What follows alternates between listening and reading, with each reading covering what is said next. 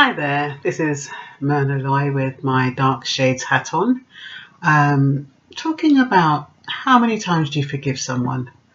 It's a hard one, isn't it? The Bible says we've got to forgive someone 70 times 7, but are we really going to allow somebody to do us wrong that amount of times? There's different ways to look at forgiveness, to be honest, and the main thing is that what are you forgiving them for?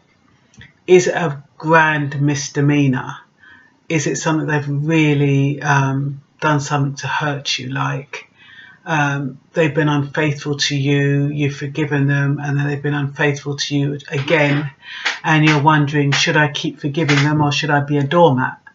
It's very difficult because, you know, when you make that promise to love your spouse for sickness, in health, and better and for worse and all that, where does that promise come into play when your husband or your wife is messing around?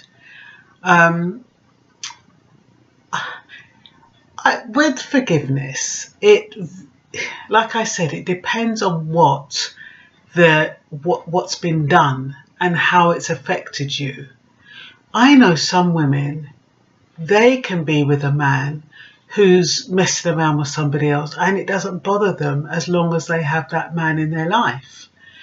There are others who, you know, if he puts one foot wrong, that's it, it's over. I think it's important to forgive minor misdemeanors. For example, if a man keeps on getting on your nerves and says he's going to do something and he doesn't do it and you get peed off, and it is about just accepting that that person is unreliable. If you're already married to him, what can you do? You just have to say, okay, I'll just ignore it. I'm not going to take it on. If he says something, I won't believe it. I'll live my life as I would do ordinarily. So if he says he's going to do something, I'll behave as though he's not going to do it. If he does it, all well and good. If he doesn't, I'm not going to be stressed. Forgiveness doesn't mean that you have to take the person back. That's another thing. You can actually forgive someone, but you can also say, look, I forgive you, but you're not the person I want in my life. I'll never be able to trust you again.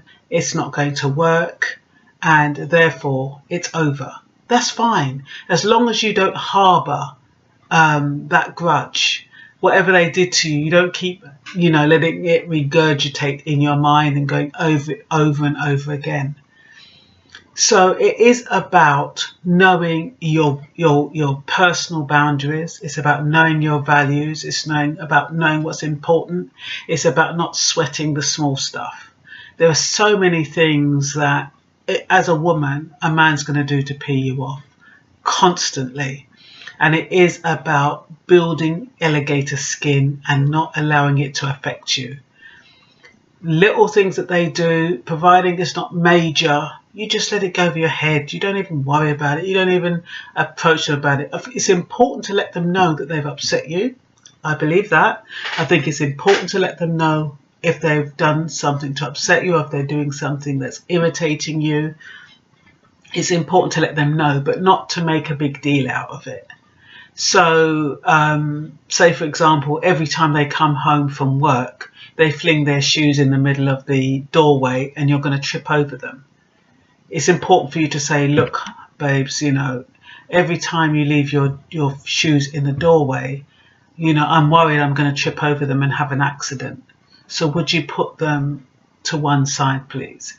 If they repeat it, you say the same thing over and over, but without getting agitated. Without, oh, I told you this yesterday. Why are you doing it again today? Don't you listen to me? Blah, blah, blah, blah, blah. So that's what I call the small stuff, sweating the small stuff. That you don't need to get irate about. When people are talking about leaving the toilet seat up, that you don't get irate about. Talk about it. Say why you want it down, and then you move on to the next thing. It's the major things, the things that violate your values, violate your body, that are disrespectful, that cause you deep harm. those there shouldn't be no compromise in that. You can forgive, but you move on. So yeah, it is right. Say he's leaving his shoes outside the front door. You can forgive them 70 times 7.